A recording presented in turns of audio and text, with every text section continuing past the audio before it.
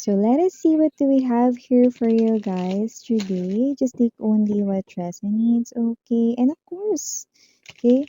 Thank you so much aking mga STEM buyers. Wala talagang patid na tumatambay dito 24/7. Thank you so much. At sa mga new subscribers, thank you rin, no? Dahil nandito kayo, welcome! You can also bring your friends, loved ones, jowa, crush ninyo rito. Bala kayo. By the way, my name is Yan. Tuloy, tuloy, tuloy, tuloy. So let us see what do we have here for you guys today. Just take only what resonates. Okay.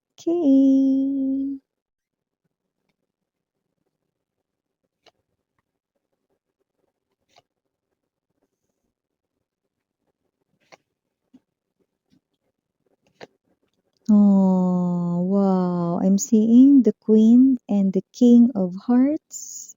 You matches each other's energies. I do feel like that this person here, no? Yeah, nagiging emotional siya rito, but in a very good way. I do see that with the moon energy, no? Alam mo, kung siya ay divine masculine, no? Alam mo, napakababaw ng luha niya, no? Itong person na to, no? Nakita ko rito, no? Sobrang mahal ka nitong person na to, no? And this person, yeah, I just heard sweet, no? So, parang itong person na to, no, nakikita ka rito bilang someone who's very sweet sa kanya, no? Or this person here got to taste that sweet life dahil sa'yo. Okay, let me see. Yeah, Six of Wands right in here. The Hierophant, yes. You love this person here. Temperance energy, bottom of the deck. Wow. The full energy. Knight of Coins and the Star. Okay. Wow, I'm hearing that song. I'll do anything for you. Yeah, I do pick up right in here that this person here will definitely do anything and everything for you, no? Alam mo kung sino man tong energy na to, pinaiiyak mo siya because you are too sweet, you are so sweet, you are showing him or her your love very intensely. Wow, I do see pinaiiyak mo siya rito. Okay? Wow. So, hi and hello there everyone. My name is Yan. Welcome new subscribers, returning Istam buyers. Thank you po sa inyong walang sawang love and support for me. At kung di nyo pa alam, meron pa po tayo na main channel ng The High Priestess. Ang link yan down below sa description box ng reading na ito. Kaya if interested, just click that link po para mapunta po kayo doon and araw-araw may ina-upload tayo ng collective readings every day. At yun nga, no, kung hanap niyo ay reading per zodiac sign, meron din po tayo there. Okay? So, sa nakikita natin dito, wala tayo dito gender ha, babae, lalaki, LGBT, lahat ay welcome. Just feel free na mag-switch roles if you want, okay? And yes, na timeless tayo dito, pwedeng nangyari na sa iba nangyayari na ngayon, sa iba mangyayari pa lang, kaya naman. Just take only what resonates. But here, I'm seeing the Queen and the King of Hearts, the King and the Queen of Cups. I do see that this person right in here, no, pinaiiyak mo siya, nagiging emotional siya dito kasi hindi niya akalain, no, na isang kagaya mo yung dumating sa buhay niya, no. Parang nabigyan siya rito ng panibagong pag-asa with the death, no. Yung death rito may rebirth dun, no.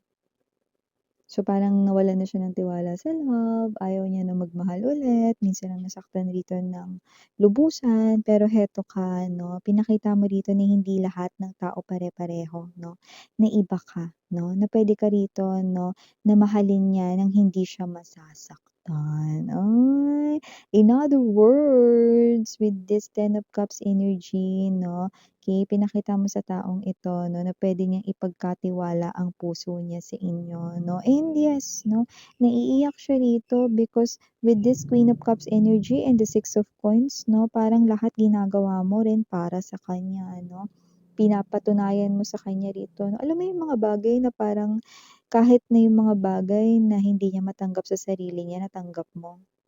Ng ganun-ganun lang, okay. So, kung sino man 'tong energy na 'to, may mga insecurities siya, puwede rin na meron siya rito ng mga bagay na feeling niya 'no, hindi siya magaling sa mga bagay na ganito, ganyan or puwedeng may mga, past mistake siya na ganito, ganyan. Pero buong, okey, buong-buo mong niyakap 'yun 'no, kasabay ng pagmamahal mo sa taong ito 'no. So, hindi niya alam 'no, okey, feeling niya hindi ka niya deserve pero nakikita ko dito na nakikita niya ang future niya sa inyo. So, nakikita ko dito na parang sa lahat ng mga nangyari sa buhay niya ikaw yung pinakamaganda 'no. So, with this Six of Wands energy nakita ko dito na parang feeling niya talunan siya sa life 'no, pero wagi siya nung nakilala ka niya. Ay, and with this Hierophant energy nakikita ko na talagang eto na yun 'no, eto na yun. Nakilala niya na or na-meet niya na yung babae or lalaki ditong gusto niyang makasama habang buhay 'no. Yung mukha na gusto niya ritong makita sa kanyang last breath 'no. Yeah, ba't ganun yung message na nakuha natin 'no. Ibig sabihin talagang very intense 'no, na kahit na sa huling hininga niya rito 'no, sa huling day niya raw rito sa earth 'no, siguro 'pag tumanda na kayo, yung mukha niya yung makikita mo, very blessed daw siya. Wow. So, I do see that whoever this energy is, this person here is someone 'no, na puwedeng galing siya sa isang broken family, puwede rin naman na naghiwalay ang parents niya nung bata pa siya, or puwede rin naman na lumaki siyang mag-isa or baka sa bahay ampunan or puwedeng, alam mo 'yun 'no, puwedeng hindi naman talaga nalayo rito talaga sa kanyang sariling family, pero puwedeng lumaki siya sa piling ng lola niya, lolo niya, gano'n. Hindi niya talaga kinalakihan yung kanyang parents. So, may gano'ng mga sign dito but just take only what resonates 'no, yung sign na yun ay hindi para sa lahat, okey? Moving forward, I'm also picking up right in here that this person here maraming bagay na gumugulo sa isip niya rito, may mga bagay na parang hindi siya natatanggap sa self niya, may mga bagay rito na parang pinagdududahan na rin niya dito sa self niya 'no. Yeah, this person here hindi siya naniniwala sa self niya na kaya niyang gawin ito or mag-excel sa bagay na ito 'no. Yeah, may mga gano'n siyang klase ng energy but with all your support, okey, nakita niya rito yung strengths niya na kaya niya pala rito 'no. Kailangan lang talaga rito ng konting push or konting tulak 'no, like pinapalakas mo yung loob niya 'no, sinasabi mo sa kanya na kaya niya 'yan 'no, at tinutulungan mo rin siya rito 'no, sa mga bagay na 'yan 'no. Nakita ko rito na itong person na 'to 'no, ay marami siya ritong mga parang mga bagay 'no, na gustong itama sa kanyang nakaraan 'no. Medyo nagiging mahina rin siya rito at marupok sa tuwing naalala niya rito 'no, yung mga bagay na hindi umaayon sa kanyang kagustuhan na nangyari sa kanyang nakaraan. Pero yun nga, lagi ko sinasabi sa inyo, hindi na importante ang nakaraan dahil ang nakaraan ay nakaraan 'no, past is past 'no. Ang kailangan nating bigyan rito 'no ng atensyon ay ang present moment at ang future, ang hinaharap 'no. So definitely I do see that you are someone who's very positive dito sa connection na 'to 'no, at naniniwala ka talaga na kaya mong mabago 'no, yung pagtingin ng tao na 'to 'no, sa mundo at sa pag-ibig. So nakita ko dito na puwedeng hindi naniniwala sa marriage itong person na 'to, but you make this person here believe in love, that genuine love, that kind of unconditional love because you showed him yun, 'di ba? Yun ang pagmamahal mo sa kanya 'no, at hindi mo lang ito basta sa salita, pinaparamdam, kundi pinaparamdam mo talaga 'to sa kanya 'no, sa mga actions mo, okey? So, pinapaiyak mo siya rito. Yung iba kung meron siya ritong anak kasi may lumabas din dito, tanggap mo rin yun, okey? Yung iba mga babes na may mga bagay rin siya rito na yung iba puwedeng hindi niya na-accomplish dati, yung mga achievement na hindi niya na-achieve. Yung iba rito, may clue rin na posibleng hindi siya nakapagtapos ng pag-aaral pero tanggap mo yun. Basta lahat ng parang lumalabas na insecurities ng taong ito 'no, yung mga binabanggit ko, hindi yun clue para sa lahat naglilitawan lang kaya binabanggit ko pero hindi yun for all, okey? Pero kung ano at kung sino man ito may mga insecurities siya rito, bagay na nagpapahina ng loob niya. Pero nandiya-diyan ka 'no, parang everytime na nanghihina siya pinapalakas mo siya. You support him or her all the way 'no, at dahil sa'yo narating niya rito yung mga bagay na hindi niya akalaing mararating niya, yun 'no.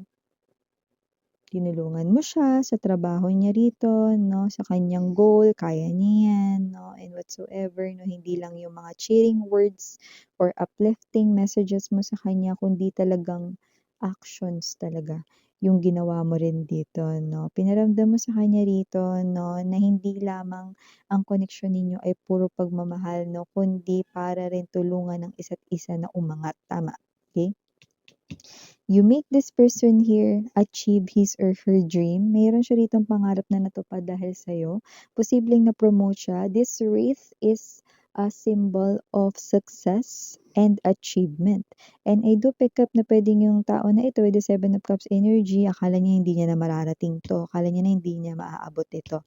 Pero with the help mo, nakita ko rito, no, na maaabot niya 'yan. So, nakita niya rito 'no, na itong babae na ito or itong lalaki na ito, LGBTQ supporters, welcome din kayo. Ikaw, sweetheart na nanonood ngayon, nakikinig nga naman gamit mo na advanced technology 'no, handophone, tablet, notebook, okey, cellphone, ano man 'yan 'no. Okey, naniniwala itong tao na 'to 'no, na ikaw ay para sa kanya 'no, at may dahilan kung bakit ka nilagay ni universe sa buhay niya 'no. Bagay na pinagpapasalamat niya ng sobra 'no. So, parang may energy siya rito na, yeah, naiisip niya rito hindi ka niya deserve pero gagawin niya rito ang lahat para maging deserving siya sa'yo. Ay, la la la la la la la la. Well, nakita ko rito 'no, na ang inyong samahan ay pinagtitibay ng mga pagsubok 'no.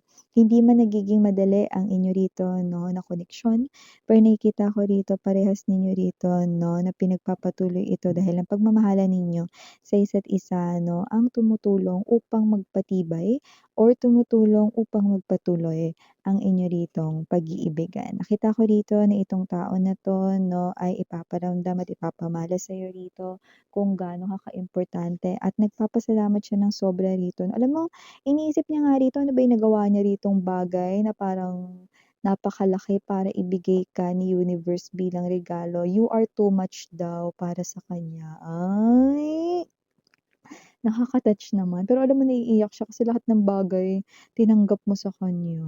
Oh. Ngayon lang siya nakakita ng babae or lalaking tumanggap sa kanya rito ng buong-buo. Yan. At nakikita ko dito that with the full Knight of Pentacles energy, the Star card energy, gagawin niya ang lahat, 'no? Kaya nga natin narinig yung song kanina, 'di ba? I'll do anything for you. Kahit saan man siya rito makarating, kahit ano pa ang extent ng effort 'no, mapa-easy, normal, medium level man 'yan or difficult or hard level, go siya rito 'no. Tutulungan ka niyang abutin ang mga pangarap mo rito 'no, at gagawin niya rin dito na matupad ang mga pangarap ninyong dalawa para sa inyong future. Wow! So definitely, I do see that whoever this energy is, this person here, no? Love na love ka nito. And hindi ko nakikita na gagawa ito ng anumang bagay na ikakasira ng tiwala mo. No? Dahil nakikita ko rito, alam mo dun pa nga lang sa message niya, parang goosebumps na, 'di ba? Ikaw yung mukha mo yung gusto niyang huling makita 'no, okey, sa kanyang huling araw sa earth 'no, and yeah, okey, he or she is pertaining sa end ng life niya kapagka tumanda na kayong dalawa ng magkasama. Oh, yung mukha mo yung gusto niyang huling makita at masilayan. So yeah.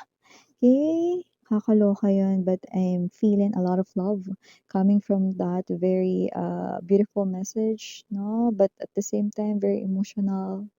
Okay, so yeah, for the initials, we've got capital letter M, K, L, capital letter E, P, and for the rest of the letters, it might not be capital letters, but yeah, we have here other letters A, I. I don't know if that's number 2 or letter G, kasi parang hindi masyadong nakikita ko yung buntot, eh. So, it could be letter G 'no, kapagka gano'n mga babes na possible na blurred yung nakikita ko and in cursive writing, alright? So, 2 is also partnership and This person here could be seeing a lot of number twos or ikaw din. Okay, 222 is soulmates, no? This person thinks that you're soulmates right in here. Okay, pero iba, yeah, there is this twin flame connection between the both of you and yes, no? Yung iba pwedeng letter G yon or pwede ring 9, alright? No, kasi parang may parang pabuntot pa or whatsoever. Just take how this resonates. So, parang may paganon kasi. Parang may pabilog, okay? So, yeah, okay. Ito yung mga mensahe here for you guys. Thank you so much. Again, I'm your Yana Oni. Sarang Love